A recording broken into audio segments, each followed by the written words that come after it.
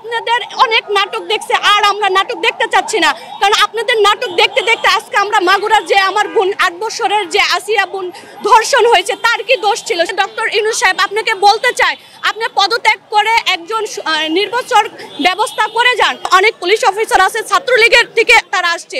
একজন নির্বাচিত সরকার দরকার। একজন নির্বাচিত সরকার ছাড়া এই দেশে শান্তি ফিরে আসবে না।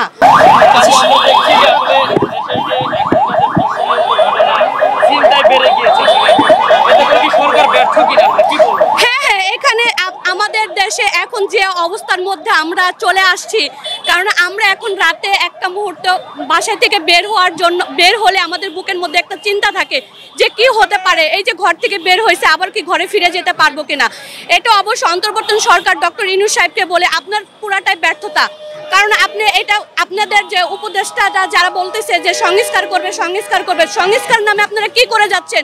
সংস্কার করার নামে তো আপনার প্রত্যেকটা মুহূর্তে, প্রতিটা সেকেন্ডের মধ্যে আমাদের যে ধর্ষণ হচ্ছে, ধর্ষিতা হচ্ছে, ছিনতাইকারী হচ্ছে, আপনি তো এগুলো কোনো লাগাম দিচ্ছেন না। আপনাকে ডক্টর ইউনূস সাহেব, আপনাকে বলতে চাই, আপনি পদত্যাগ করে একজন নির্বাচন ব্যবস্থা করে যান। কারণ একটা দেশে যখন নির্বাচিত সরকার থাকবে, একজন নির্বাচিত সরকার যদি থাকে, দেশে শান্তি ফিরে আসবে। আপনাদের অনেক নাটক দেখছে, আর আমরা নাটক দেখতে চাচ্ছি না। কারণ আপনাদের নাটক দেখতে দেখতে আজকে আমরা মাগুরার যে আমার বোন 8 বছরের যে আসিয়া বোন ধর্ষণ হয়েছে, তার কি দোষ ছিল? সে তো নাবালক ছিল, নাবালক শিশু। আপনারা অনেকে এখানে বলবে যে মেয়েরা ধর্ষণ হচ্ছে, তাদের ড্রেস, তাদের পোশাক, তাদের চলাফেরা।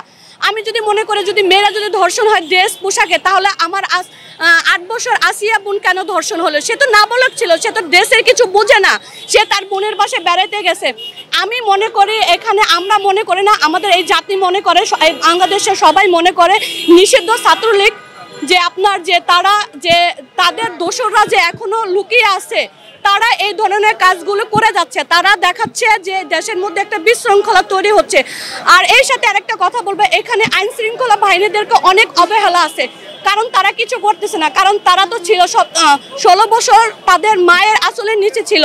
কারণ তারা চিন্তা করতেছে আমরা হয়তো বা অনেক পুলিশ অফিসারকে এই দিক থেকে ওই দিকে আমরা একজন থেকে অন্যজনকে আমরা বদলি করছি।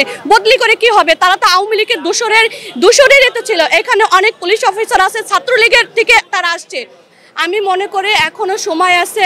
ডক্টর ইউনূস সাহেব, আপনি আইন শৃঙ্খলা বাহিনীদের ওই দিকটা নজর রাখবেন। আর যদি আপনি এটা যদি না করতে পারেন, তাহলে আপনি পদত্যাগ করেন।